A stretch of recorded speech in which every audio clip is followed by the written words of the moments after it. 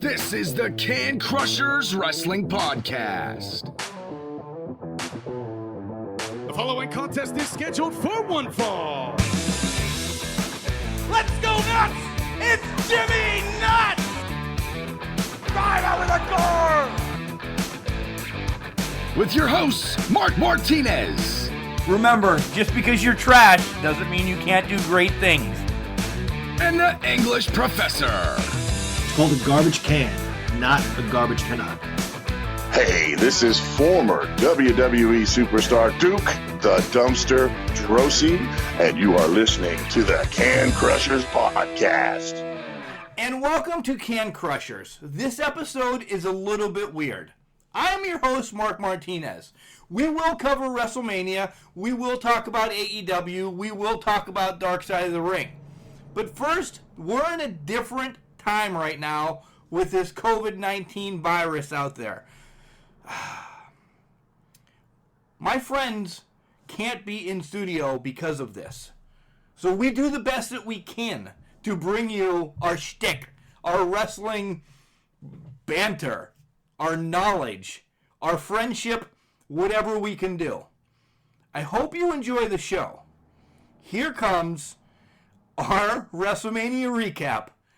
Oh man, grab a beer because this is unbelievable.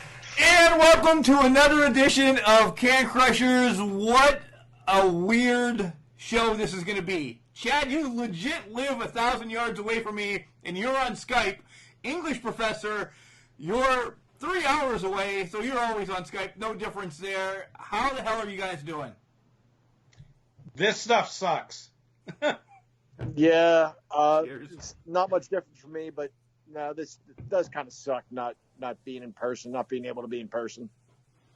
So we're going to do them like this for a little bit of time, guys. I'm agreeing with my wife. You saw the video that we posted Saturday before WrestleMania. We're not even letting her mom in. And her mom's been traveling, so Kelly is actually spitballing fire at her mom right now because she just won't stay home like you're told to. Just stay home. Yeah, I talked about it last week. Watch wrestling, play with your figures. So much you can do. Yeah, if you don't want to stay cooped up to the house, you know, I've gotten the kid a couple of times. We've gone out, gone for a hike in the woods. You know, there's things you can do, but you don't need to be going around a lot of people, or we're never going to get rid of this crap. We got our, I'll let you know, thanks to Jared Fritz from the NWA, he hooked us up with somebody instantly. I put an order, I guess, in for masks for the family Friday, and lickety-split, they're here today with a filter and everything. So NWA hooking up Can Crusher family. Thank you, Jared Fritz. Oh, that's great. That was really good. Good. I'll give you guys a name off air if you guys want to reach out to her. We sent her some bucks just to cover everything. She really didn't want anything, but we got 3 Steeler ones and a green one. I have to have 2, kind of, because one, like a family-oriented one, and then one until our ones from, like, the borough or whatever come in. I have just a green one to wear at work because, guys, I'm not pulling any punches anymore. This is freaking me out pretty hardcore anymore. Yeah, I understand. On a related note, I don't know how deeply your connections run with the NWA. When this is all over, can you get me to meet Allison Kay? I'll try. All right. Thanks. Just do your best. That's all I ask. I will. Well, when this is all over, the Crockett Cup will be back around, so maybe the Mrs. English Professor can loosen up your ball and chain, and you can come down to Atlanta, Georgia with us. I know. That would be incredible.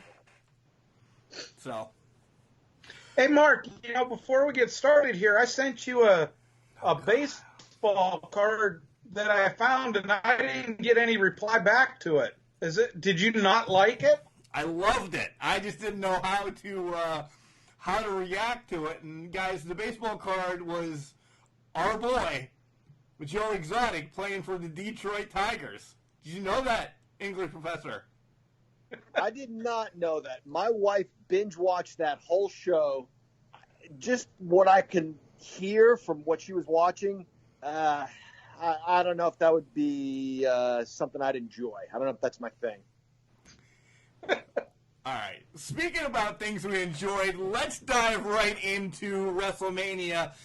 And let's start off first and foremost is we can't compare this WrestleMania to anything else. Nothing. Not even WrestleMania 1 that the English professor was at. This is a no comparison WrestleMania. And are you playing Hugh Hefner today? Why do I see your chest hairs all of a sudden? I just got back from a hike myself. I don't know if the world wants to know this. I just took a shower. I'm in a robe. Getting dressed while I'm talking to you guys. Enjoy, Can Crushers listeners. I'm going to pause WrestleMania talk for a second. It has been every time I come over to your house now, every time. You're either half naked and wet or just roaming around your house in a robe like it's a Playboy mansion there. I don't know what the hell's going on. We should just start naming him, calling him Hugh Hefner. Yeah. It's just how I roll. All right. Let's just run down WrestleMania as it happened. All in all, though, as we don't give your full rating, but just one sentence. Chad, we'll start with you. How did you like or hate it? I'll put it that way. Just what did you think overall? I'm just going to say it was a lot better than I expected. The lighting and the effects kind of helped it out a little bit, or quite a bit. But better than expected. English professor?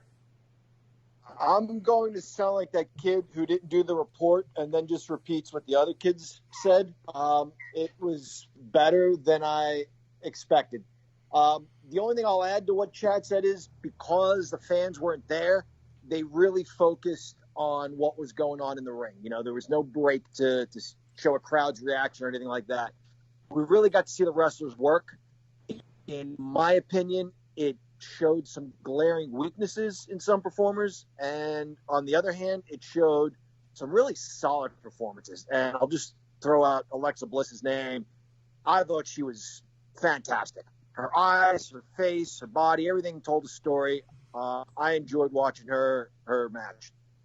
Okay, so yes, he was. So you both suck. I said one sentence. Don't wrap it all up yet. But so we might as well just stop this episode. There you go. That's the episode for the week, guys. Thanks, guys. No, the only thing I missed was the pop of the fans. I enjoyed the 6 hours of wrestling because it took me to being a child again. It really did. And we'll get into that. So let's start off right off the bat with night number 1, pre-show, Drew Gulak against Cesaro.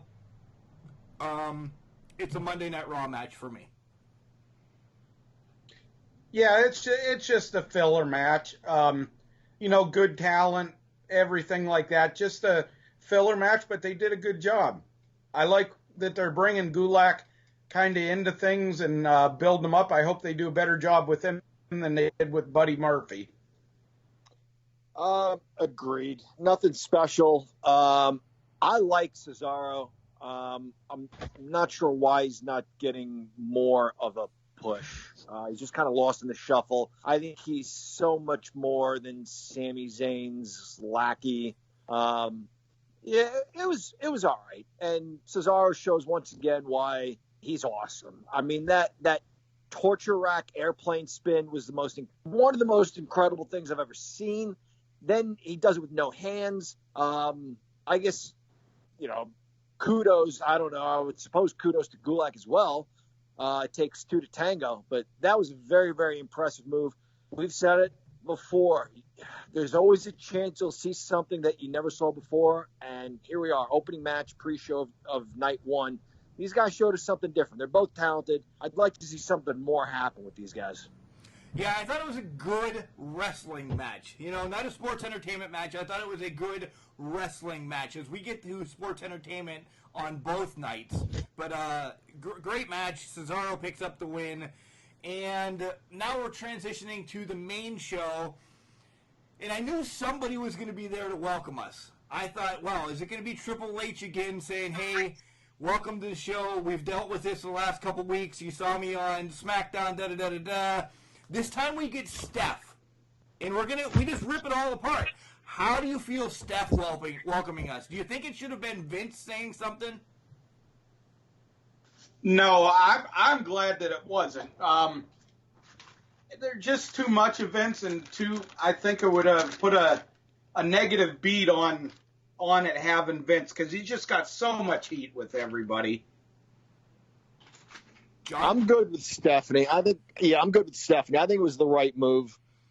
We're transitioning in that direction. You know, we're transitioning, I would say, to her being the top dog in the company. So Vince, the less I see of him, the better. Yeah, this was the right move. I don't think she said everything she could have or should have said, but it was a decent message.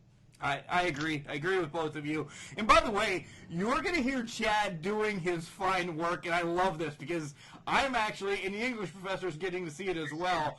He is packing up his beef jerky right now, and good Lord, I can't wait till it makes it the 1,000 yards down the street so I can eat some of that shit. That looks amazing, by the way.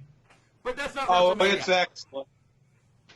That's the way it's we excellent. See, you would have had this if you wouldn't have told me, hey, we're not doing the thing, in person this week, but that's all right. It's yeah, Mark. It's the wife. I am not. I am tucking my tail between and just letting it go. Kelly, you're doing the right thing. Kelly, keep doing what you're doing. Well, she's around people all the time, and I'm around garbage. We just can't take that risk.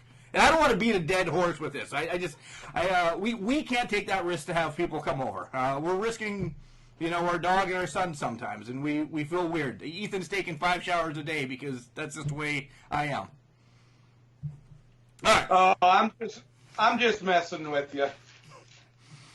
So we get the intro then, which plays back-to-back nights. That intro was way too long, and I had no idea what it meant. No clue. I thought I was at a Pittsburgh Pirate game for a minute with the battling ships, and then some guy just comes on and says, whoa, whoa, whoa, hold on, you're at the beginning before you're at the end, or you're at the end. What?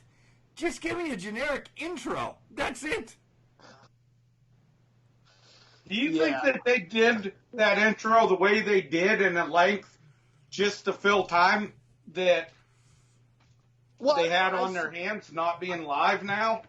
I suppose, and that's kind of what I was going to say, but why do you need to fill time? Just, I don't know, keep it tight, concise, trim it down. I think the whole thing... second night... Oh, sorry, John, go ahead. It's all right. The second night went a little longer. Obviously, some things could have been trimmed. Trim it down. All this stuff in between, especially the intro, unnecessarily long. Yeah. We get to see Gronk. He invites Mojo on there, so something's going to happen with these two down the line. But we get to our first match, finally. Alexa Bliss again and Nikki Cross taking on the Kabuki Warriors, and what a way to start WrestleMania. These 4 women brought it to the freaking ring. Yeah, I'm disappointed. I love the match. I can't imagine how this match would have come over if they would have been under normal circumstances. It just crisp. Everybody looked good. Alexa Bliss always looks good, but it was just a good match, a really good match, in my opinion. And the right way to start it in this environment with a title match, I thought. I love the Kabuki Warriors. I love Alexa Bliss. Nikki Cross is okay. I don't love her. I enjoyed this match. I really enjoyed the heck out of this match. The Kabuki Warriors are a lot of fun because they just keep talking trash, I guess, but we don't know what the hell they're saying. And they kind of dance around and mock you a little bit. Mark, you said you thought they may be going back to Japan, or at least one of them, maybe both of them. I hope that's not the case. I know I said I wouldn't watch any more WWE, but I enjoy watching them. I really do. I thought it was a very good match. I was hoping for a title defense. I buy Cross and Bliss as challengers. I don't buy them as champions for some reason, and I'm not sure what that is. Just don't buy them as champions. I would like to have seen the Kabuki Warriors for longer reign, too. I think this is a quick transition title change. I think we get a returning team coming back real soon, and I think we might have a pretty iconic match coming up. I don't know. I'm not sure who it's going to be, but I think their title. So they're going to defend against Hulk Hogan and The Rock, you think? Maybe. A pretty iconic match. Right. I don't know. That would be awesome. For them to get the women's title? I think Mick Foley and The Rock and Sock connection. That would be good, too. That would be good. That would be good. I love this match. You guys are both right.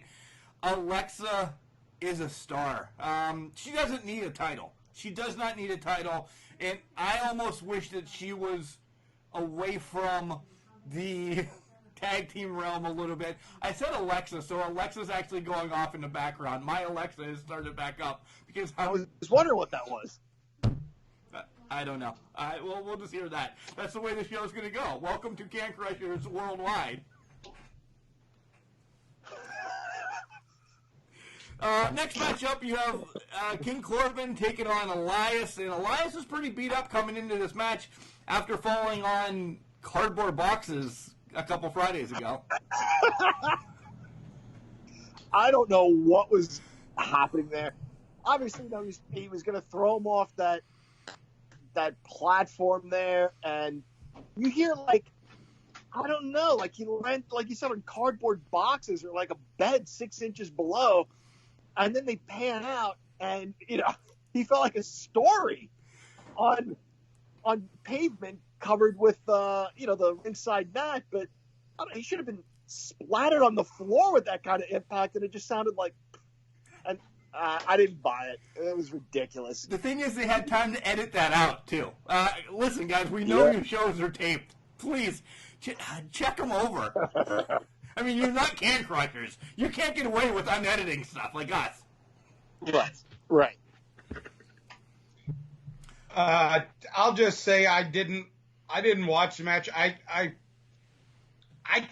care very little for either of them, and especially Baron Corbin.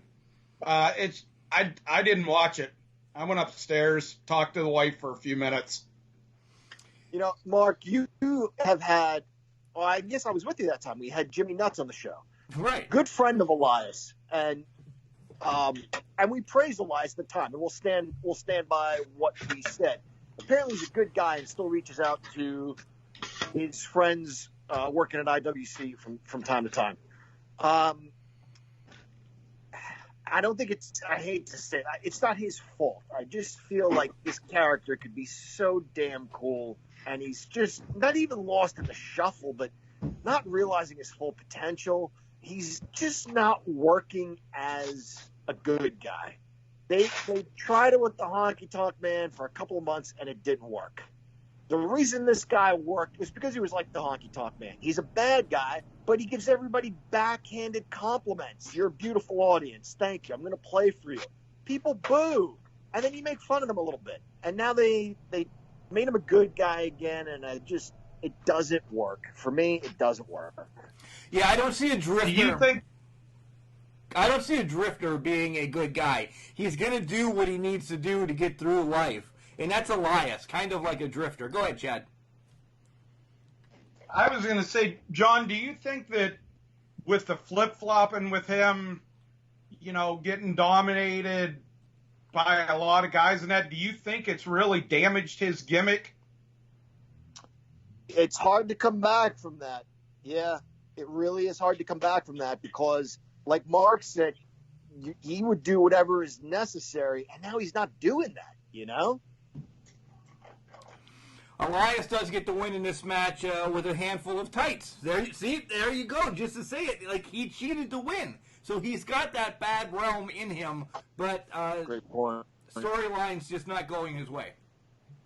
Well, he is friends with Jimmy Nuts. He didn't hook the tights. He hooked the belt, which is a jiu-jitsu move. Oh, Jesus. So maybe Jimmy told him, hey, reach for the belt. Good point. Thanks. You know that because Good eye. you're a minor in jiu-jitsu, so. Next matchup is... He definitely is no question mark, that's for sure. You're not... That's right. Next matchup is the Raw Women's Championship. Becky Lynch against Shayna Baszler. Great fights, great reversals. I'm going to go first. They made Shayna Baszler for the last couple months look like she could beat the Russian army and like 700 other women, this, that, and the other thing. She's took out everybody in the Elimination Chamber. And I know Becky gets the win just kind of like a quick reversal. But I think that hurts Baszler. And you see the same thing happen in night number 2, and we'll get to it. I think this match losing to Becky hurts Baszler. All right, I'll go first here. I'm going to disagree with you, Mark, for this reason. There was a point in 92 where they really built up Razor Ramon, right? He was beating everybody. Then he kind of became everybody's bitch. He lost to Bret Hart at Royal Rumble. He was losing to Tatanka and Crush at house shows. He's teaming up with a narcissist and losing matches there. Loses the 1-2-3 Kid, loses to Bret Hart at King of the Ring. You see where I'm going with this? And then he becomes the Razor Ramon that we all know. Gets a huge push after that. I'm okay with just a solid title defense, Razor beat the crap out of Bret until Bret put him in the sharpshooter. And Baszler had Lynch's number until Lynch found a way to win. I think Baszler's talented enough that she comes back from this. I don't think this loss sets her back too far. And the question I want to pose to both you guys is, I know, Mark, you weren't okay with the finish. Bret reversed the sleeper from Roddy Piper in that same pin at WrestleMania 8. Are we past those simple pins anymore and those simple cradles? Can we not win matches like that anymore? Can we not defend titles like that anymore? Chad, go ahead. Okay, sorry. I was just moving. Wife's taking over cooking duties. Oh. I agree with Mark a bit because if they try to go forward with them, I think the clean win hurts Baszler a little bit. I would have liked to have seen maybe some, I don't want to say a dusty role, but, maybe something debated, anything like that, foot on the ropes or something like that. I'm just worried if they try to go forward with it, how are they going to justify her getting her shoulders pinned cleanly with the leverage move? Not necessarily the move being bad, just the result, the way the result was. I have a question for both of you guys then, too. Are you both over Becky? That's another reason, too. Is the man run its timeline? I think it's getting close to it. They're just they need to develop more people. I think for her to lose, it has to be somebody new beat her or somebody newer beat her. I'm okay with the lengthy reign. So she's past a year now. I think she can carry the women's division forward. I'm okay with lining up a variety of contenders for her to knock off between, say, now and Survivor Series. And then, maybe we see a new champion at that point. But she's grown on me. I wasn't behind her, but she's grown on me a little bit. I'm okay with the lengthy reign. I'm okay with her holding on to it. I don't think she is close to ending this run. I want to bring up one point that the English professor texted me Saturday night, and it wasn't even your point. Why did Becky get dressed, leave, get in the truck, drive down the street to drive back into the street to come right back into the arena? What? Right? Your son brought that up. My son brought that up. Yeah, my kid brought that up. He's like, why'd she leave? She went in and got dressed and then left and drove a truck and went back. I don't get it. They're trying so hard. That's the point. They try so hard to make somebody look like a badass when they don't need to. They just try too hard. They beat you over the head with things when it's not necessary. Standing in the ring, in the corner, jumping up and down, warming up a little bit. Prove to me you're a fighter. The hell did driving a truck prove? She can drive a 6-shift. Well, I don't know. Those are automatic anymore now, too. So, yeah. All right. You could drive one, maybe. Not a chance in hell. Yeah. Not a chance in hell. No way. Moving along, we have Daniel Bryan against Sami Zayn for the Intercontinental Championship. Go ahead. You guys can go, because I'm disappointed. Nothing unexpected. I thought it was going to go this way. You were going to have the close calls. You were going to have the interference. And I did not see them even remotely thinking about taking the title off of Sami this quick. I agree. I expected more from two very capable wrestlers, especially Sami Zayn. I got nothing special out of this. We'll talk a little bit later about the Seth Rollins match, but I'm okay with a champion walking out. Make me angry now. Want to tune in next time. I know these are different times. These are different times with what's going on. You can't really gauge a crowd. Give me something a little different. He started to walk out. I'm like, I'm okay with this. We've got 16 hours of WrestleMania. Give me a quick match. I'm okay with him taking his belt and saying I'm going home. Obviously that didn't happen, but I'd have been all right with that. I'd have been all right with just a quick finish. Spare me all your spots. Give me something different. See, I'm on the other way. This could have been the wrestling match of WrestleMania. El Generico against Bryan Danielson, ROH. Go back and watch any of those. They put on awesome matches. I thought, okay, this is where they can spotlight these two. Daniel has been spotlighted. Sami has really never gotten the stroke, the push that he has needed. I don't know if deserves the right word yet, but is needed. He's fun. He's charismatic. He comes in, whoa, dances around like an idiot and everything. Cool. I like him. I do. But he has never gotten the match to say, holy shit, this guy can actually wrestle and not look like a jabroni. And this was their chance to do it because they know each other so well. With him wanting to walk out, I'm all right with that. The match, it was just probably my biggest disappointing match of WrestleMania because I wanted so much from these two. And I didn't get it. I was salty. Yeah, I understand. Nothing from Chad. Okay. No, I was going to say the only match, I'll minorly correct you on what you said about Sami Zayn and a good match. The only match that I ever remember, a really good match that showed his talents, was against John Cena in the U.S. Challenge thing when Cena had the title. Okay. Yeah, and that's back a ways. That shows you how far back you have to go with him. Cena's match against him, and then Cena's match against the bastard Pac. Two great matches, but what else has he done? Yeah. Now we have something that kind of just...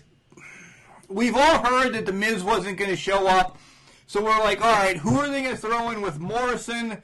At one point, Saturday morning, I read maybe it was going to be Jeff Hardy. I read maybe it was going to be Sylvan. Maybe Vinny was going to show up. I mean, it was all just... Like, these names were being thrown out all over the place. And it comes to WrestleMania night, And it's a triple threat match for the tag team titles between Kofi, Morrison, and Jimmy Uso. What?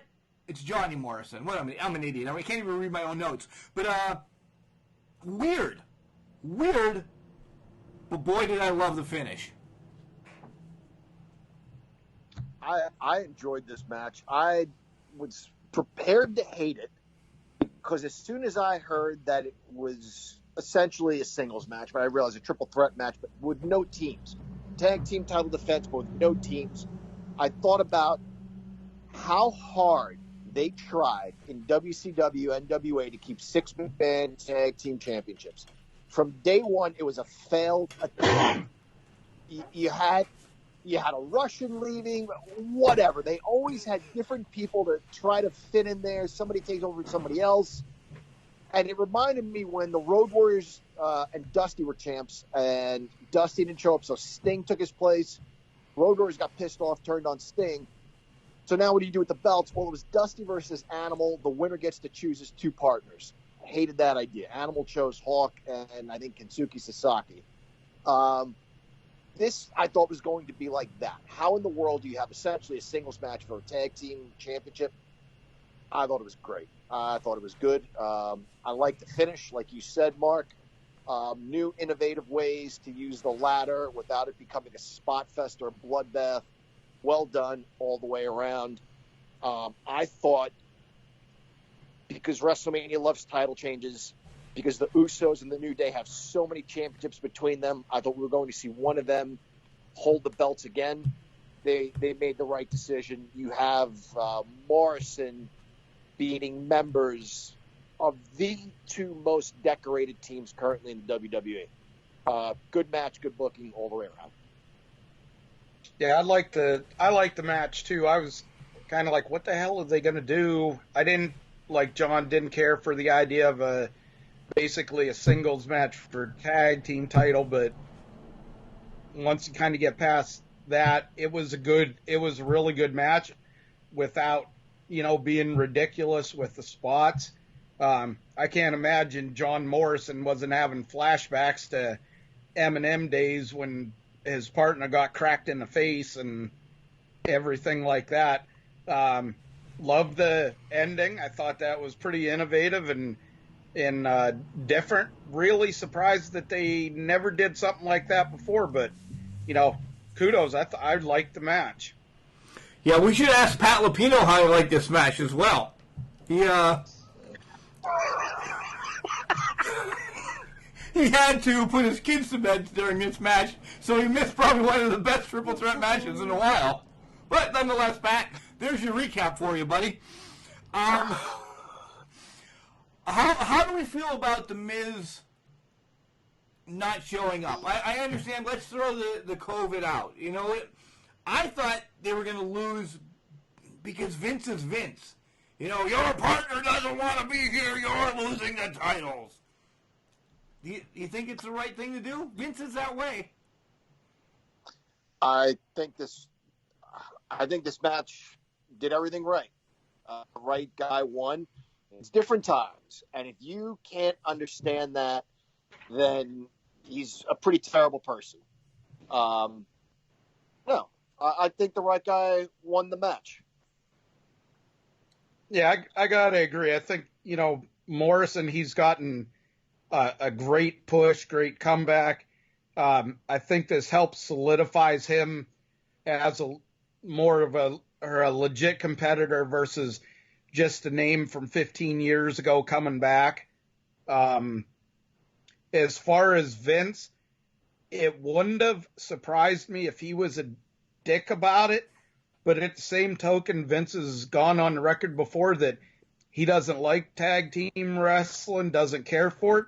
So I don't know how much involvement he had with this.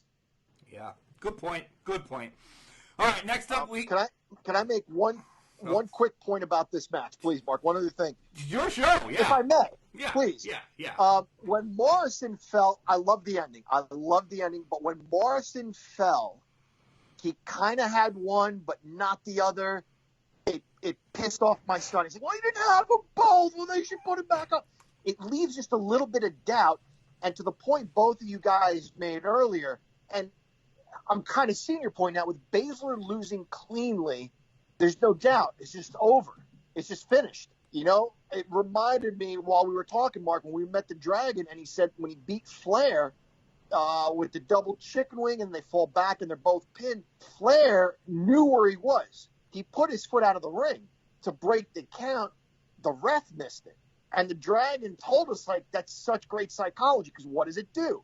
Now you got to have a rematch. You sell more tickets. You know what I mean? So that doubt was completely eliminated from the Baszler match. There's nowhere to go from there. But now that doubt, at least in the mind of one 10-year-old kid, is still there in this triple threat ladder match. It's all about the money. Yep. Yep. All right, next up we have KO against Seth Rollins. This is just a battle, and I'll spoil it real quick. KO wins twice in one match. Hated it. Hated it. Again, I've about had it with Seth Rollins. I expect so much more. I've had it with Kevin Owens, too. I expected a lot out of this match. I like Owens. Sorry. Sorry. I was okay with the match ending on a DQ because he cracked him with the bell. Again, you beat him twice now. You know? I didn't like it. It was a passable match at best. The thing that I liked the most was Kevin Owens doing the bomb off of the sign. Just one of those matches that needed to be in front of fans. I don't know. The ending, the DQ, something different. That's about all I can say. That's what I mean. No match, just a different ending. We've had pins, taps, pins, taps. Just walk away. Get hit by the bell. I wanted more from Owens. I always want less from Rollins. I just he's the corporate guy right now. I want less from him. Yeah. R-Truth comes out. We'll mention it. Loses the title to Mojo. It led to what we all knew was going to happen tomorrow night on Night 2. Of course. Then we have Braun Strowman against Goldberg. Are we happy? No. No. What a piece of garbage this match was. Trash? Are you saying it was trash? It was trash, and it didn't do anything great. It was just trash. Yeah, I got to agree. And now, reading a little bit earlier, the original plan was with Roman Reigns. Obviously, Reigns was going to win it, but with him pulling out, with the health issues and concerns, the original plan was to have Goldberg keep the title for longer. That way they can, go back to Goldberg and Reigns. But then as Goldberg was walking out or getting ready to walk out, Vince says, change of plans, you're losing the title. I've seen that on 2 or 3 sites, guys talking about it. And I guess it really pissed Goldberg off, and Goldberg jumped Vince's ass after the match, and there was a shoving match, and whatever else went on with that. Holy cow, I didn't hear any of that. Damn. Yeah, I just caught it about an hour and a half ago. I'm okay with Strowman having this title to get it off of a part-timer. We had 3 spears and 4 power slams. So, again, 7 moves. We have 9 moves at the end of night number 2. So, those main event title matches, all right, because that's not the main event of the night, but main event title match, lackluster. But congratulations to Braun. When stuff gets going again, at least he can have a story. I mean, there can be something involved in this. We've seen Braun against Roman through garbage trucks and ambulances and hearses and concrete shoulder block matches. We've seen all of it. We're going to get it again. But at least we can build off of something. How can you build Braun and Goldberg when they barely passed in the locker room? Yeah, what more is there to say about this? When I always like to think of happier times. I loved Lex Luger as a kid. I was a big fan of him as United States champion. He had a title defense against Sid Vicious on one of the Clash of Champions. I don't even think it was a series of clotheslines. It might have just been one. It might have been like the bell rang, boom, he clotheslined him 1, 2, 3. Not long after that, Mean Mark shows up at Survivor Series as The Undertaker. They re-show Luger and Mean Mark now, where kind of the same thing happened, where he just plows through him with a bunch of clotheslines. Once in a while, something like that's okay. But man, it got old with Goldberg in 98 and 99. And like once everybody was kind of wise to things, you were like, well, that's all this guy does is spear and jackhammer. Shit gets old. 21 years later. Almost 30. Almost 30. It's still old. Right. Bro. It's still old. It hasn't got any more innovative. The only thing I've enjoyed about Goldberg after the WCW run and then the year in WWE was when he came back and they did this minute and 20-second thing with Lesnar, because it just looked brutal. And it was like, holy shit. After that, if you're doing it 3 or 4 times a year, it's like, yeah. Yep. Absolutely. That's a perfect point. Yep, and Lesnar did a great job looking actually kind of scared for once in his life. I agree. That was a minute, 20-second match done well.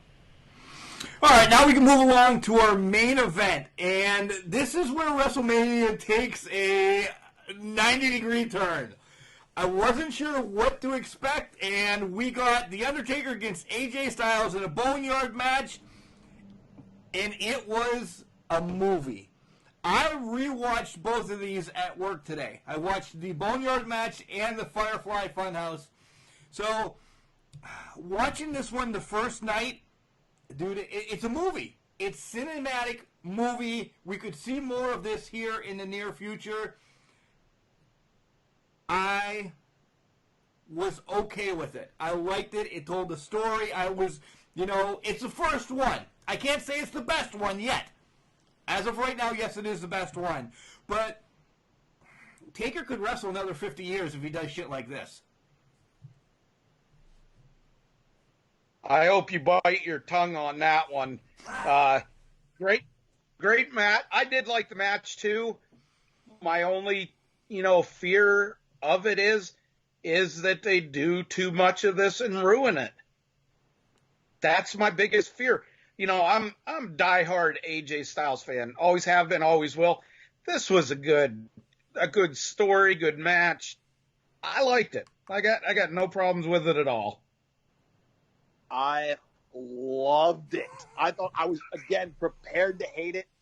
I got on Facebook and said I loved the shit out of this match. I did. I loved everything about it because they committed to their parts. The Undertaker looked like a guy who has kicked ass all his life, and somebody called him old and fat and ugly and made fun of his wife and everything else. It was almost like the movie Roadhouse. Patrick Swayze is what I was thinking of the whole time. Roadhouse. Yeah. And everything about it was well done. You didn't have... I know you said at the end, you texted me like, what the hell, AJ Styles is buried in all this. He's deep in the hole. I know when they go back, his hand is through the grave. I'm okay with that. I really... It was me being an idiot. Yeah. I'm not going to argue. But little things like Anderson and Gallows showing up, and I don't remember which one of them said, we're only just getting started here. And then the Druids came out. That kept guessing, like, well, are they Undertaker's Druids? Are they going to turn on Gallows and Anderson and help him? So I didn't know what was going on there. And then Undertaker just surrounded him. If we're going to do this, let's do this. And he just starts fighting everybody. The only thing I'll say is I would have liked to have seen those Druids put a beat down on The Undertaker and have him come back. Other than that, I thought it was beautiful cinematography. It ought to be nominated. We're past the Oscars, but next year it ought to be nominated for the Oscars. All right. So night one, we're gonna have 3 sections, by the way, in the podcast today, guys. Night 1, night 2, and then wrestling in general. Night 1, what are we giving it out of 6 beers?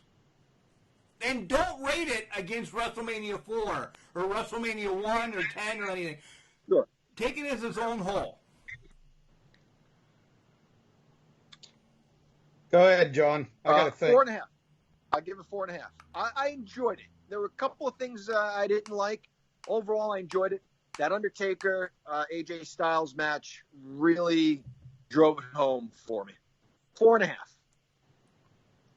Yeah, I'm gonna have to agree with John. Go 4.5. My biggest problem is something that's you can't do anything about. It's not having the fans, not having the reactions, and I had to tune that out of my head and pay attention to the action in the ring and everything. And I thought it was a good solid 4.5. All right, so all of us are at the 4.5 mark for WrestleMania night number 1. Guys, you know everything that we talk about with collar and elbow, and we're going to get through this quick. Listen to Al Snow, type in Can Crushers, capital C's, and you get 10% off. When we come back, we'll cover night 2. Wrestling. A love and a passion we all share. I've started a wrestling brand. The wrestling brand. A brand founded on the aspects of wrestling. 2 entities working together to create a product that connect emotionally for people everywhere. Collar and Elbow is the brand. Passion and love for wrestling is the drive. I am Al Snow, and this is Collar and Elbow, the wrestling brand.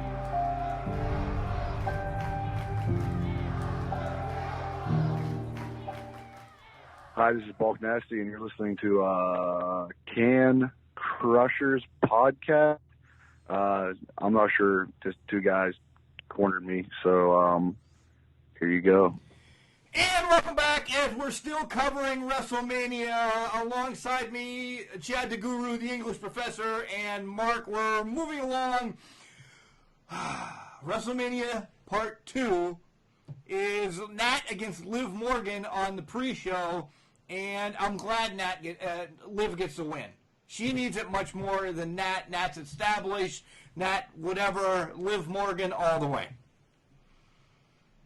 Yeah, I agree. There's nothing special about this match, and that's all right. There have been plenty of WrestleMania matches that were just because matches. This struck me as one of those. It was fine. Yeah, nothing bad on this end. I hope they keep letting Liv show what she can do. Yeah, that's exactly what you were going to say. Moving along, now I'm going to gripe because you're starting your night number 2 with the NXT Championship, Rhea Ripley and Charlotte Flair, and your women are now done for WrestleMania. I'm going to stir the shit pot. They are now done. First hour into WrestleMania night number 2. Bad placement. Bad placement on WWE. Match itself, great match, but I knew the story well too early. Well, we still have the Women's Championship coming up later, right? The Fatal 5-Way? Oh, yeah. Duh, I forgot. Yeah. Yeah, there's another women's, but I agree that this, for as good as this match was, it was too early in the card. This was a very good match. I know both you guys are just about tired of Charlotte Flair. I'd have been okay with either way, her winning or losing. Again, the figure 8, but really good wrestling match, good transitions of pins. Mark, I told you this last night. when they went through that transition of pins, I thought it was supposed to happen earlier, but somebody missed something, and I felt like that Boston Crab was improvised. Still, those ladies worked hard, and it was believable, was enjoyable. The strikes were just brutal. Great match all the way around. I don't know that Charlotte needs another championship belt. I'll just say great match. For as much shit as I give Charlotte Flair and everything like that, I kind of thought they were going to have her win the title, if nothing more than to give her something different to do for the next couple of months, versus going back in and again being at the same place we were before the Rumble. What, Becky, Bayley again? Good match. I actually enjoyed it. I love the match. As I said, I love the match. I'm gonna stir shit all night. Number 2, Rhea Ripley in War Games defeated again everybody and their brother. Yeah. She has continued to destroy the NXT roster. She has beaten down Flair several times. Now you're in a one-on-one match, and her leg gets tweaked, and woo, that's it. I understand. I'm not a Flair complete hater, and I understand. This is sending Flair to NXT also is ratings. It's now Flair against Rhodes, theoretically, on NXT. Flair's representing NXT, Cody Rhodes representing AEW. Guys, that's what it is. That's why Flair's there. Yeah, that's a great point. To help her, Rhea Ripley, I should be specific, to help Ripley's credibility, I would have liked to have seen her break out of the figure 8. I don't know that anybody's broken out of it. I said to my son when we were watching, I said, because she was hanging in there. She was hanging in the figure 4 leg lock, and she was hanging in the figure. I said, she's going to get out of this. She was nowhere near the ropes. I thought we were finally going to see somebody find a way out of this. And if anybody could, Rhea Ripley's got the power. She's got the size. She tapped out. Have Flair win, but let me see something different. I would have liked to have seen her win, not in such a dominant fashion. I feel like I'm playing the game Doom, because I have both of you on split screen, and your face is just right there, but Chad is just taking me through his house like he's going to kill, like, Sasquatch or something, so I was like, where the hell is John going? But we clearly need to move this to YouTube if we're going to do shit like this. Baking with Chad, showering with John, and then me just sitting here in a dim light, because this is unbelievable.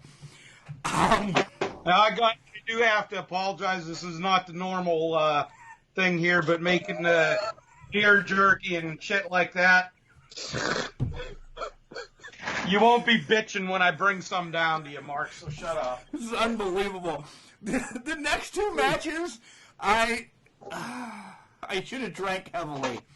Aleister Black against Bobby Lashley. This should have been a pre-show match. This was just god-awful. I agree. I like Aleister Black. Freakish athlete. I don't like Bobby Lashley. No, I don't like Bobby Lashley. I don't either. Lana's just a putz. I don't get it. Why her guy had the win. I get that there maybe there's a breakup in the mix here. He didn't do what she said, or she just Can only hope. Yeah, she wears the pants or something, but she's like, no, I want you to. But the guy's gonna win. Who cares? He's beating this guy. He's about to beat this guy who has beaten everybody in front of him. Let him win the damn match. But she wants him to do something else, which at this point I don't remember what it was. And he ends up not doing it and gets kicked in the face and gets knocked out. And now she's mad at her hubby. Nothing. Chad's done. He doesn't want to add to this at all. This was just stupid. This shouldn't have been on the main show. This should have been a pre-show match. Any one of the other pre-show matches should have been in this match's place. Enough said. WWE going on with pay-per-views as May 10th. They say Money in the Bank's going to happen. Guys, we were, as we talked about all the time, we are far from anything being over that we know. WWE is getting locked and loaded, saying, "Hey, we're coming on May 10th." So I'm shocked that they're promoting that. I mean, we see other federations canceling for months on end. WWE says, nope. This is Chad's main event that we're going to talk about. Otis against Ziggler. And first of all, I am happy for this. Because Sonya Deville is going to get rid of everybody and be having her own legs to stand underneath her. And she's going to be a dominant force. That's the only thing coming out of this shit. I don't care about the rest of it. Hey, you need to be respectful. This was the greatest love story of all time. This puts the Macho Man Elizabeth to shame. I'm going to get These another two, you better get even more. These two, I mean, you could see the magic between them. And then, her friend has to interfere. Dolph Ziggler has to interfere. You just knew that, in the circle of life that they were going to come back to each other. And this brought a tear to my eye. I'm happy for them. John, go ahead. So I haven't watched any Raw or SmackDown in weeks. I didn't know what was going on. I didn't know why Sonya Deville was out there and not Mandy. Mandy's the one who went out with Dolph Ziggler, so I didn't know why she wasn't there for her boyfriend. I didn't know why she came out and slapped her tag team partner and then punched her boyfriend in the nuts. I didn't know what was happening. I just didn't understand what was going on. So I texted you, Mark, and you explained that she found out that Sonya had been sending the texts, I guess. I don't even know. Was she sending, like she was going into Mandy's phone? Yeah. Yes. She should get the police involved then. Right. Rather than settle it in the ring.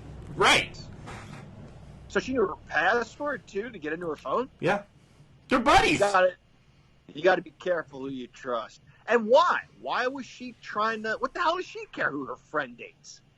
Because it's just Dolph Ziggler looks so much better, on Mandy's arm, according to her. And it's like, what the hell ever? Look at Otis.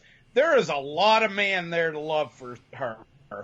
I mean, absolutely. Come on, John. You outkicked your coverage. I mean, you have other people wanting to get into your phone to text your wife, right? I guess. I don't know. All right, that's enough on that. Otis wins against Mandy. They kiss. The next match is Edge against Orton. And holy Christ. We understand. This match was awesome. It was a last man standing match. But it lasted so fucking long that I didn't care if a tractor trailer fell on both of them. This could have been cut by 10, 15 minutes. It was unbelievably long. You know what's so funny is you texted me and you said, does it even matter who wins at this point? Which is funny because that was the very moment I was done. I had no interest in it anymore. And I was like, yeah, you're right. At this point, God almighty, somebody stay down. It just doesn't matter anymore. What is Chad trying to show me? What is that? The never-ending story. Never-ending story. It was way too long, and it just was one devastating thing after another, and they were moaning like they had the flu. I didn't like this at all. The referees sucked. First of all, Edge gets hit with an RKO before the match starts. And that ref is like, hey, Edge, I need you to give me an audible that you're okay to go. Edge, are you okay to go? Yes. No, I need you on your feet right now. Like, holy cow, the guy went from like 0 to 90. You tell the guy all you need is an audible, and you start screaming at him. And I didn't like any of it. I think that referee was trained by that windmill idiot in AEW that jumps around. Yeah! You know, he's got to do the full freaking circle. Yeah. I think they were trained together. Bryce Rensburg. The counts were too much. The full wave of the arm after every count. And then it just was random when he counted and when he did it. He's helping Edge up. He gets to 9 every time. Where had he started, he could have gotten up to 45 if he could have counted what he was supposed to. What do we see coming of this now? Because after everything, ladders and forklifts and anything, dumbbells, a chair shot, done. A concerto. We understand, yes, it's more than just a chair shot. But a chair shot, boom, Randy's done on the top of a tractor trailer. Why did we need to go on top of a tractor trailer if we weren't going to get thrown off? To get a spear up there? I don't know. And what I'll say is this, I guess, ends the feud after one match, which doesn't make sense to me.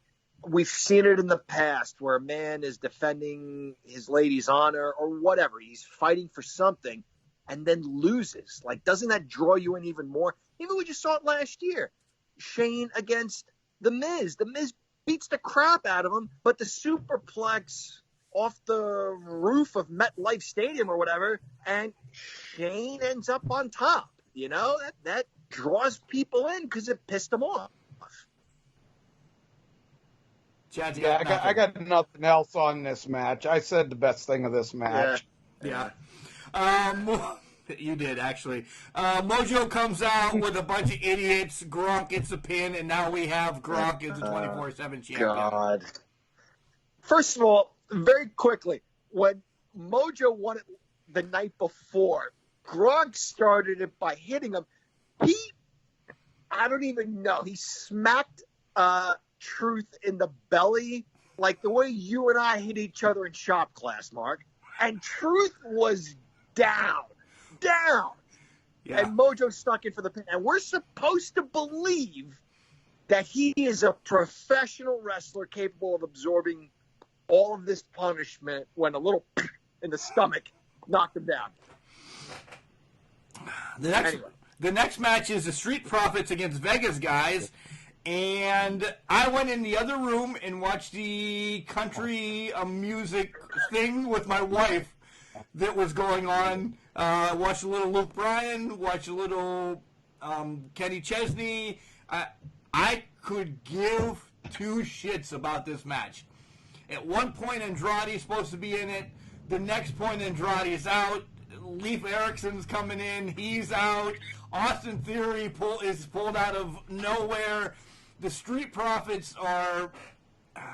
you guys both know I like the Young Bucks better than I like the Street Profits. I turned the TV down, and I went and watched the country music thing until I heard Belair was there. And I'm like, oh, Belair, I love her. So I slowly roll in. Nah. Done. That's all I'm saying about this. Garbage. The only thing that was good about this match was Selena Vega. That's it. Yeah.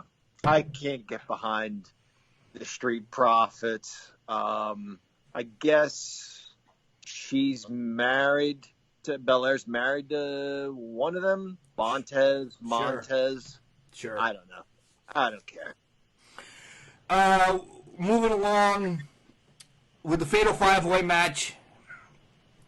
The writing's been on the wall for weeks. What was going to happen in this match?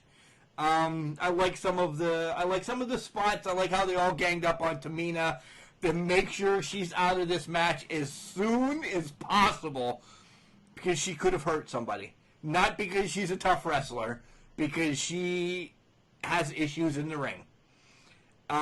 She's sloppy. She's sloppy is right. Next, Bayley gets a win, but it was only with the help of Sasha after Bayley knees Sasha in the head, and we know where this is going. I thought it was going to happen last night. But at least there's a story coming out of WrestleMania, and I'm happy with this one because, God, I love both of these girls more than you guys know. I'll bet you do. Yeah, they didn't have enough time to develop the Sasha Bailey thing. I think this was the right move with this match. I just think it's another one that's served its purpose, but at least there's some kind of storyline with it. Very good match. From start to finish, it made sense. They gave Tamina an opportunity to whip everybody's ass to the point where you think, because I think JBL teased at the beginning, he goes, they're going to bunch up on Tamina. That's the smart move and get the elimination. But then you see Tamina whipping everybody's ass and you think, oh, so they're not going to do that. Tamina is actually going to get a push here, which I'd like to see her get. I agree with you guys. I hope she cleans some things up because I really liked her and Nia Jax together. They get her out of there. Sasha and Bailey are working together. I think the sassy Southern Belle got her rub in this match too. I thought it was well done all around because they tease a betrayal, but then it doesn't happen. Sasha comes in and helps Bailey anyway, even after she's eliminated. And even before that, you see Bailey try to save Sasha from the woman's right. She pushes her out of the way and is prepared to take the punch herself. So this friendship, it seems, really means something to Bailey. But then that punch, by the way, on Sasha when she does nail her, unbelievable, that looked awesome. It could have been a mile away for all we know at the camera angle, but it looked like she put her lights out. And then for Sasha to come back and help Bailey and then raise her hand, and even though they argued before, a lot of plot twists in this match that leave you guessing for what's coming next. And the right person won. Next up is John Cena against Bray Wyatt in the Firefly Funhouse. And I said, I went back and I watched this. Last night when I watched it, I couldn't wrap my head around it. I had no fucking idea what was going on. I had no clue. So I had to sleep on it. And I'm like, Jesus Christ, what did I just see? Another, of course, cinematic, movie wrestling match. Promo, life, career, I don't know. Sitting on it today, again, watching it at work, because we were real busy, almost as busy as you are every day at work, John. Yeah, all right. I ended up loving it. I honestly loved it. Running through, we might never see Cena again. And I think this was a cool way for him to go out if he's never back. I loved it. I honestly loved it.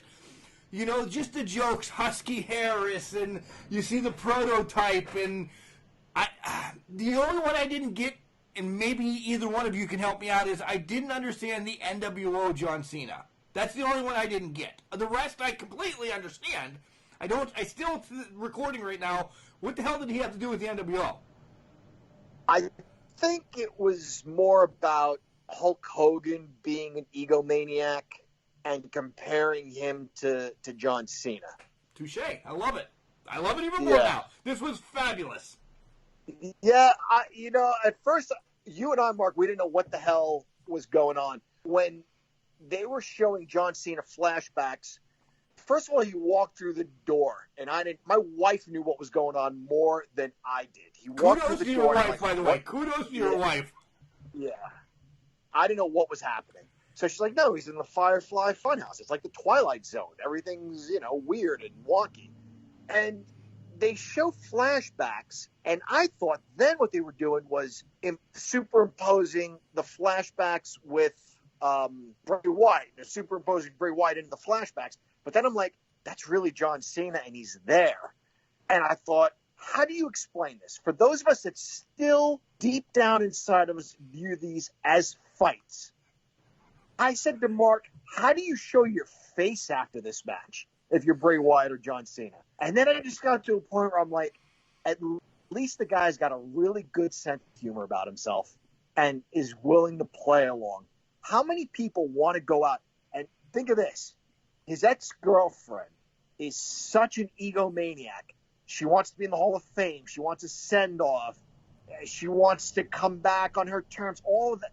This could have been, like you said, Mark, the last time we see this guy, and this is how he chooses to exit. That's ballsy, man. Kudos to him. Yeah, I thought maybe Sue slipped some special brownies into my snacks last night or something when I'm watching this shit, and I'm wondering what in the hell's going on. And I looked at Vinny, and he was like, "Dad, what the hell was that?" It's good that your son's I don't know. swearing at the age of 5, by the way, but all right. Hell. I mean, it's a Hell in a Cell match, but I had to go back and look at this to figure out what the hell was going on. In the weirdest, probably oddest way, I enjoyed this match too. But it took the second time around.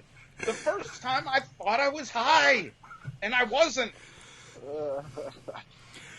So we all get the point of it then. It was well done.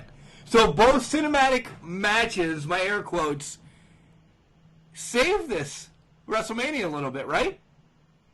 Yeah, I would say so. Because it set it apart and gave it something different that they can, I don't want to say latch onto, but something different that, hey, this went on here and it never went on anywhere else. Moving along to the main event, Brock against Drew. I said it earlier. Actually, I misspoke. We only had 7 moves in this match. 3 F5s and 4 Claymores. Drew's the champ. Go ahead. This was another news thing that come out. I guess it was about Wednesday that Brock Lesnar and Vince had a confrontation, and Brock told Vince he was an idiot for even having WrestleMania. I actually saw that one too. Brock did not want WrestleMania to happen. Brock was one of the ones who said, "I'll do it, whatever," but he was very postpone it, not to be champion. He was willing to lose. He just didn't think it was the right move for WWE. Brock will come out and tell anybody that, so I agree. Go ahead, Chad. Yeah, I thought Drew was going to win anyway. It's not like this was going to be a Steamboat Flair Classic, but far from I it. think Jesus Christ, far from it. I just went that I just figured it was going to be quick. I didn't think it was going to be this quick. Did Vince getting told off play into it being this quick? I don't know. It didn't have to be Flair Steamboat. Could it have been Warrior Hogan? Hit your power moves, collide into each other, a little bit of a rest hold. For shit's sake, a suplex once in a while. I know he did a German, but in the middle of the match, Hulk did a back suplex on Warrior. Give us something. Give us 14 or 15 minutes of your full capabilities. Was that too much to ask from Brock Lesnar? Obviously, we've seen, what the hell is his name? The Claymore guy. Drew McIntyre.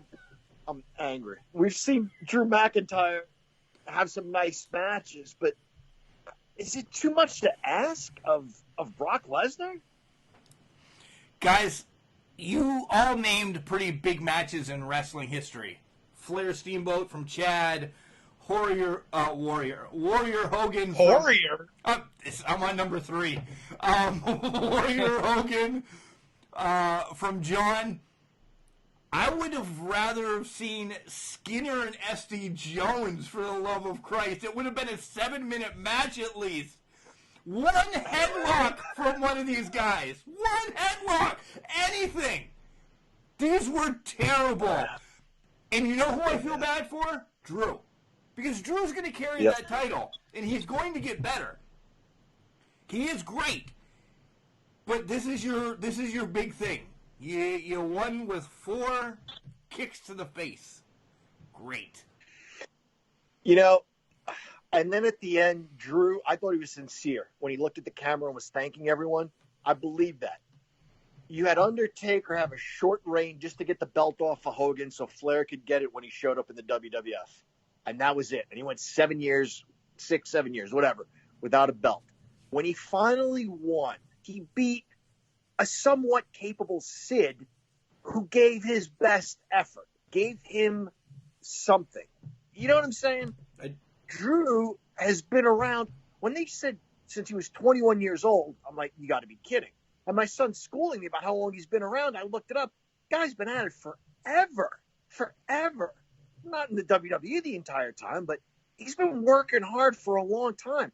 This is his moment, and it's against this guy in a terrible, forgettable match. That's a shame. It's a shame for Drew. This is one of the reasons that I really wish they would have pushed WrestleMania back and pushed the matches and everything, because this was just an injustice to Drew. Like you said, yes, he's got the title, he's got his moment, but this is kind of like, I don't know what's the saying, kind of like kissing your sister. It's just not the same. That's the way this match just was. Yeah.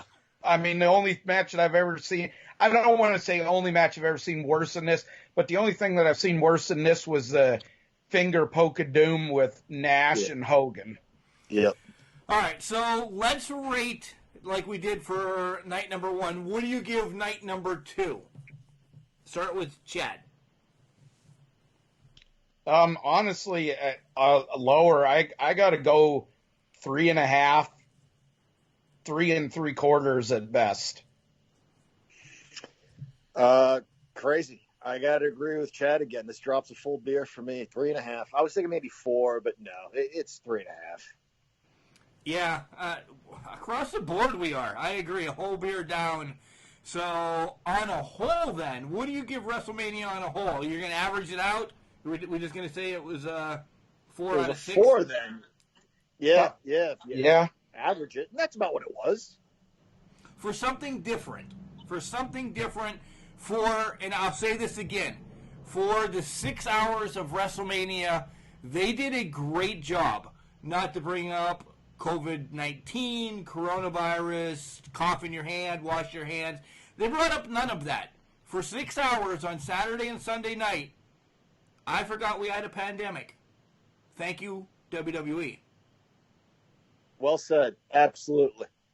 Definitely. So, all right, guys, we'll take another break, and then we'll come back and just chat some wrestling that has gone on. Clearly, we'll talk about AEW and maybe smarten John up about the dark side of the ring, because, damn, he's far behind, isn't he, Chad? Oh, my God, yes. What's up, guys? This is Jared Fritz, official for the NWA, and you're getting Ref Fit with the Can Crushers podcast.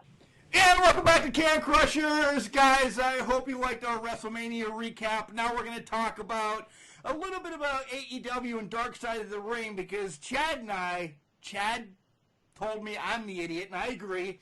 We forgot to bring it up last week because we want to talk about the Chris Benoit, but now we can talk about New Jack a little bit. But let's go with AEW first, and they announced there's a new championship earlier in the week, and now we get to see the full brackets. It's called the TNT Championship.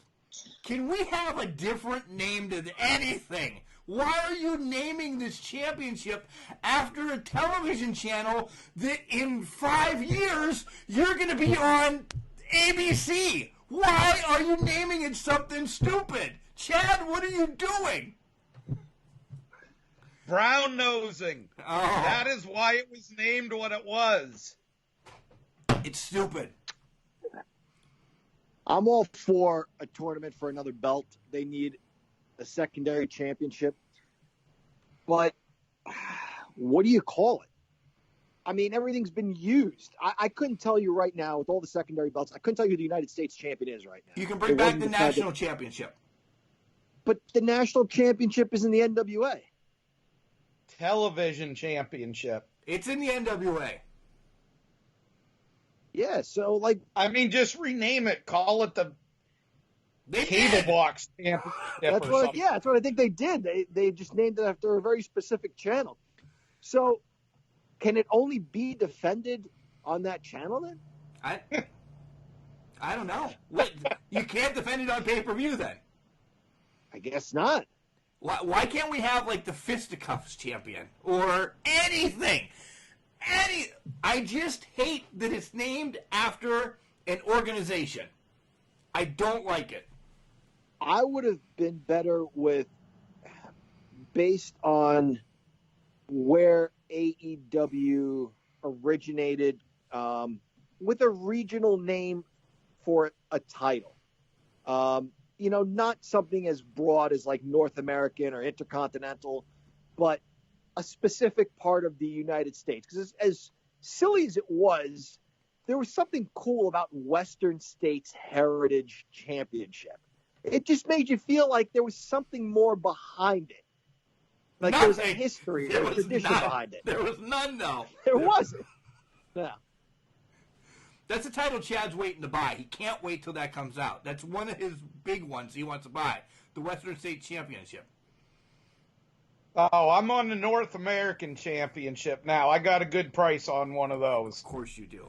All right, so first match of the night is Trent against Omega. And damn, this almost went the time limit. Guys, Trent's pretty good by himself. He needs to get rid of Chuck Taylor. Yeah, Trent, he could be a monster singles push. He's got all the tools. I mean, anybody that can be in a match with Kenny Omega and it look good, that says a lot right there. But yeah, definitely he needs to break away. I know you guys aren't big on Kenny Omega. I don't care for the guy's mic skills, but I think in the ring, he can be corny. He can be silly. I think he's got all the tools to be brilliant. Omega gets a win in the last minute. They shake hands. Here we go. We're going back to the Doom again, guys, just so you know. Next match is Shida against Anna Jay. I'm really getting sold on Shida. There's something about her. Maybe it's her social media. Maybe it's something, but Shida, yeah. I had never heard of Anna Jay. And I guess they're just kind of bringing in some different people, some women, some different female athletes. I know they're trying.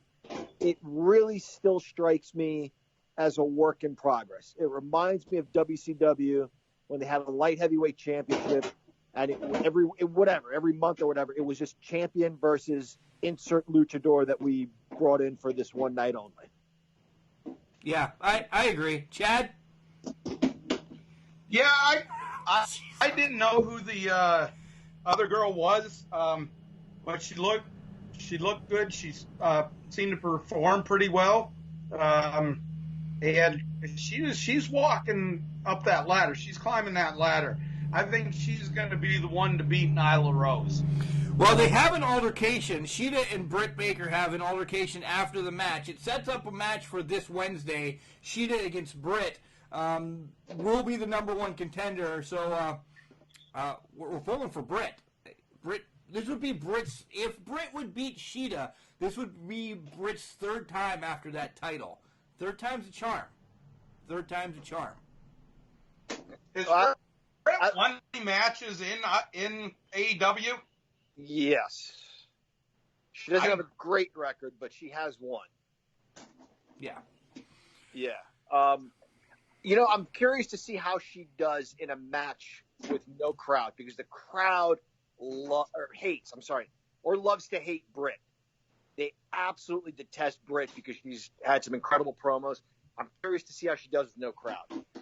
Strikes me as someone who needs the crowd. So we love Britt either way, so it doesn't matter. She'll hear us from our home. Right. Okay. Next matchup is Lance Archer against Marco Stunt, and this was a perfect debut for Archer, just beating the little fun-sized Marco Stunt. It was perfect. It makes him look like he's 8'12", which is 9 feet, but he makes him look huger than he is. Great match. Oh, English professor, huger? Mark used the word huger? I was going to call him out on that. This was entertaining, and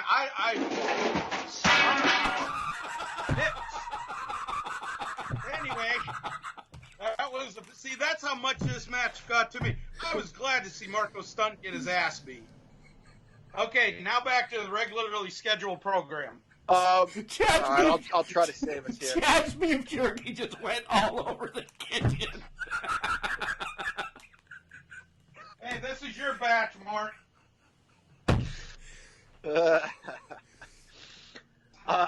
When we met the Brooklyn Brawler a few years ago, Mark, he told us all I wanted to do was work for 30 years. And he was successful at that. Someone's got to be Steve Lombardi. You know what I'm saying? Yeah. Someone's got to be Marco Stunt. It's hard. It's hard to take that kind of a beating.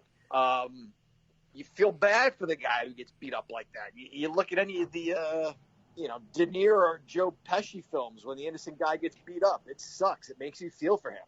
Marco Stunt did an incredible job and didn't get up very quickly. Like, the match is over. 3 guys had to, go scrape him up. This was beautiful. This was 1983 Frank Williams versus Big John Studd. Beautiful. Beautifully done. Everyone involved. He even launched him out of the ring after he beat him. Well done. Quickly, this one, 8 and 9 take on the Natural Nightmares, which is QT and Dustin. They get the win. Whatever. You see a storyline coming there. But what we want to talk about, Chris Jericho is home, and Chad Flying Vanguard 1 invades his house. He references. I got the shirt, bitches. He references the Lion King, Tiger King, and Cody Exotic. I love it. I marked out on my freaking couch. I got one thing to say about this, though, because I'm an idiot. Why the hell is he wearing pants and a belt and in his own hot tub? He's secluded in his own hot tub. Why does he have, full pants on? You can wear a swimming suit and you'll be okay. That's a good question. I have no idea. That was weird. But it works for Chris Jericho. It does. The fact that it referenced Tiger King may explain why I had no idea what in the world was going on. Chris Jericho is very cool. I love that he had a bottle of his own champagne, a little bit of the bubbly, and he poured a glass and then put the glass aside and drank out of the bottle. The only thing I will say where AEW fails in this regard, we saw whichever Hardy's there now, is it Matt? Kind of disappearing, showing up, disappearing, all that sort of stuff.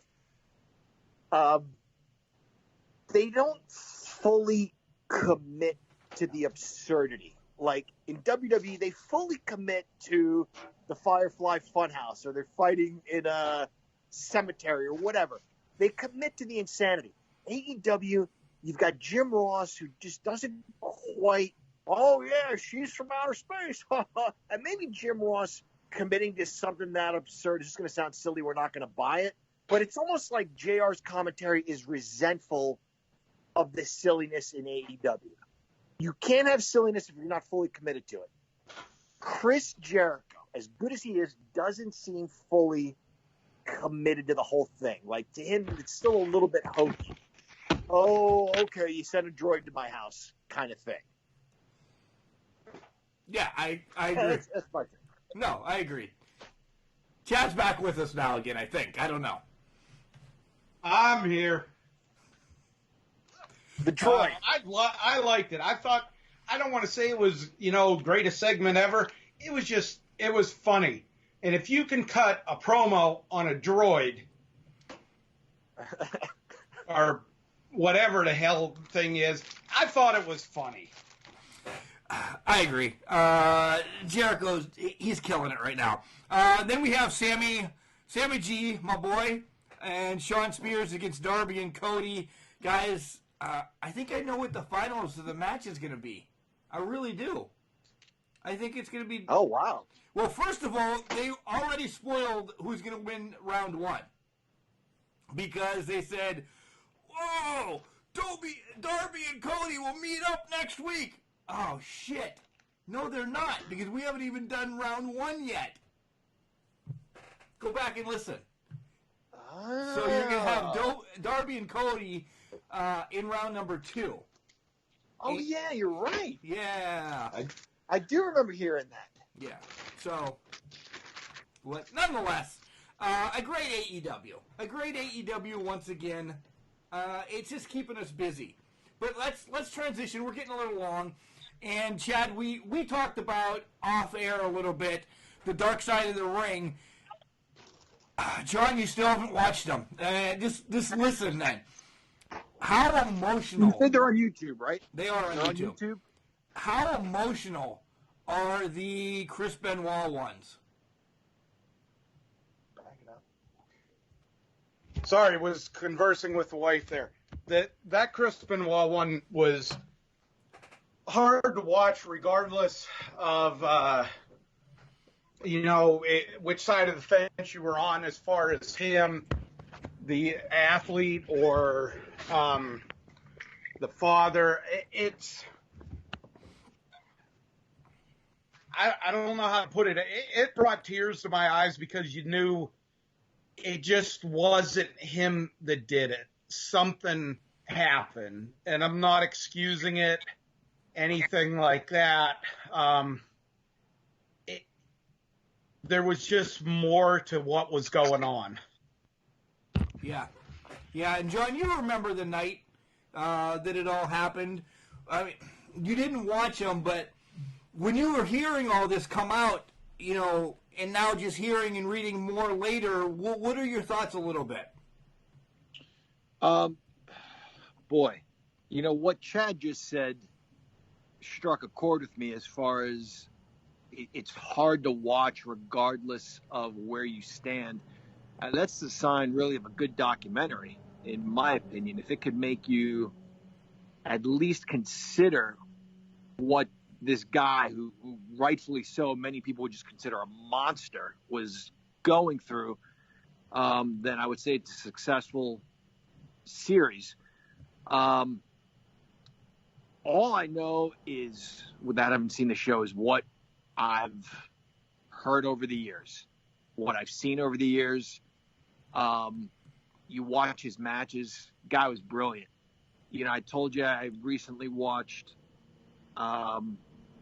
Luger versus Flair, where Luger was sort of in between heel and babyface, and he was filling in for an injured Sting, and Woman's at ringside, and she was so good at her job. She was so good.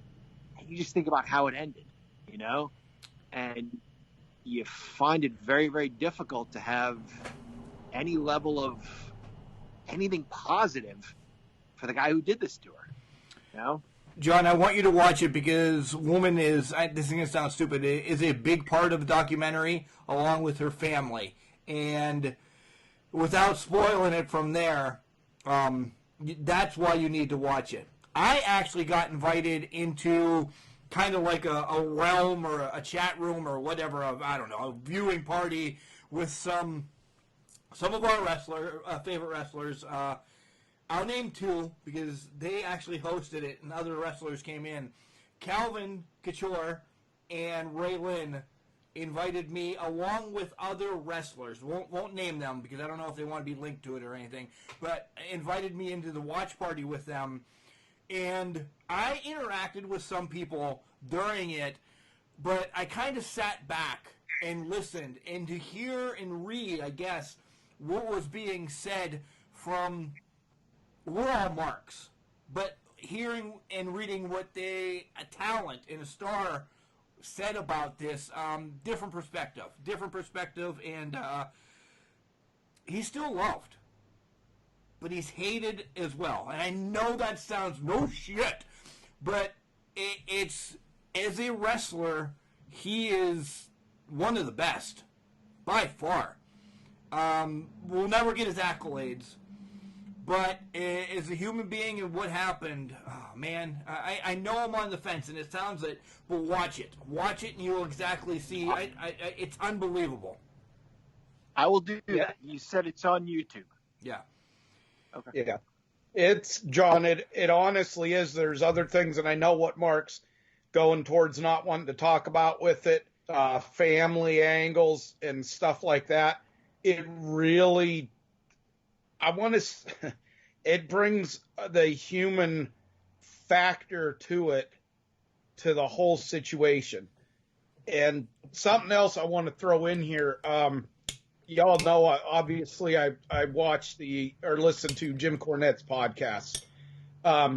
Kevin Sullivan was not in this documentary. No. There was more reasons behind that than, screw you, I'm not going to be in something that, says I did this or allege I did this. There's more to it. He is going to be on Cornette's show, I believe, next week, and featured to tell his side of the story and talk about the dark side of the ring. Well, maybe that's the show that we cover and talk about that. So we'll have to watch for that. All right, let's transition into this week's, okay? It's New Jack. And, John, you've never been an ECW fan. You think New Jack's a pile of crap. If you watch this one, it'll solidify that he's a douchebag. I won't be scared to say it. This guy has done nothing good for wrestling. All I've ever heard is he works really stiffly to the point where, and again, this is all what I've heard, so who knows what's true, but to the point where he's trying to hurt people. I don't get it. I don't get how the guy had a job if that's how he worked. If you want to term working stiffly is stabbing a guy 13 times legitimately with a not even a knife. It was a thing off of the Wolverine. It was a claw, like a claw. Yeah. He pulled the claw out of this thing that he had and just started stabbing the piss out of this dude. Jesus. And it's not like little pokes either. I mean, there's just so much. Yeah, he's a piece of shit. There's just, I don't know what he did for wrestling other than to show that the people who really watched and thought this was the greatest stuff, should probably not be allowed to reproduce. That's just the way to look at it. And I mean, the Dudleys were one thing. This dude was psychotic. It's like when you have to have a release signed by a wrestler going against him, that you're not going to hold the company liable because this guy's, nuttier than a fruitcake at Christmas. There's problems. Yeah. All right. Coming up on Dark Side of the Ring, tomorrow night is the Brawl for It All. That's going to be amazing. I really think this one's going to be fun. Next week is Jimmy Snuka.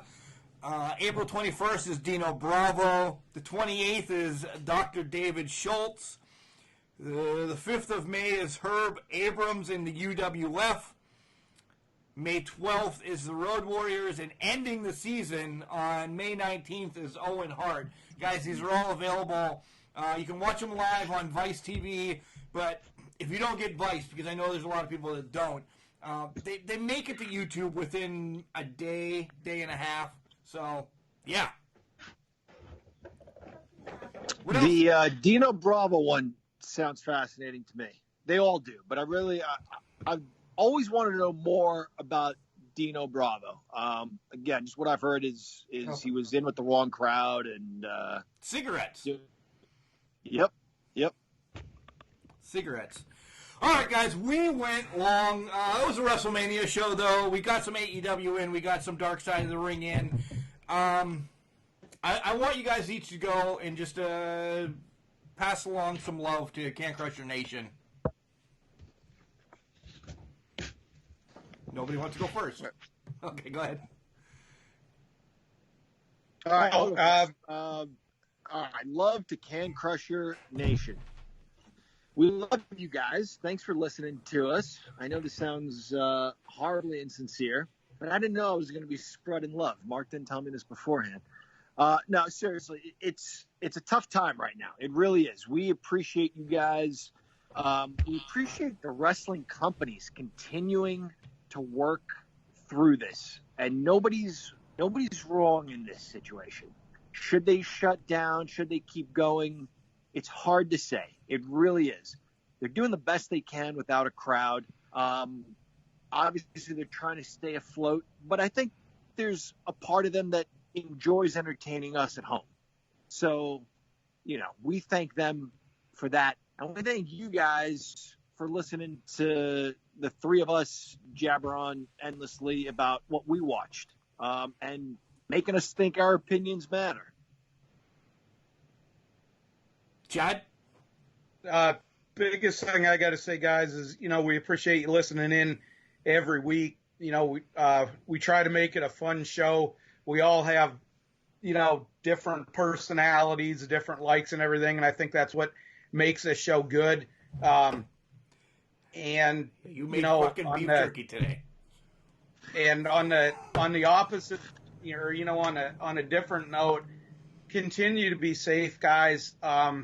This does suck being cooped in and being limited what you can do and stuff like that. But the longer people fight it and don't abide by the stuff, the longer it's going to be. And jokingly, if I miss Ring of Honor on June 16th because of some jackass at Walmart, I'm going to hurt somebody. Good point. Yeah, great point. Great point. All right, guys. I'll take care of the sponsors and everything else here at the end. I'll send you both off. I bid you both adieu. So I didn't know what to expect when I call these two. Legitimately, the English professor is walking around in a towel, in a robe the whole time, so that's image. This is why we're going to transition to YouTube, because you don't know what you're going to get. On the other note, Chad legit made beef jerky during this podcast. It took us about 2 hours to record it. By the time I get done messing stuff up, editing, re-editing, this, that, and the other thing, he's making beef jerky and you hear it. If we're any more realer, we would come and podcast at your house. This is our show. We hope you love our show. This is what I have to deal with. And before I recorded this part of the podcast, Chad dropped off my beef jerky. By the way, it's amazing. I wish I could share it with you guys. Great. Can't tell the wife that he didn't come in the door. So we'll just leave it at that.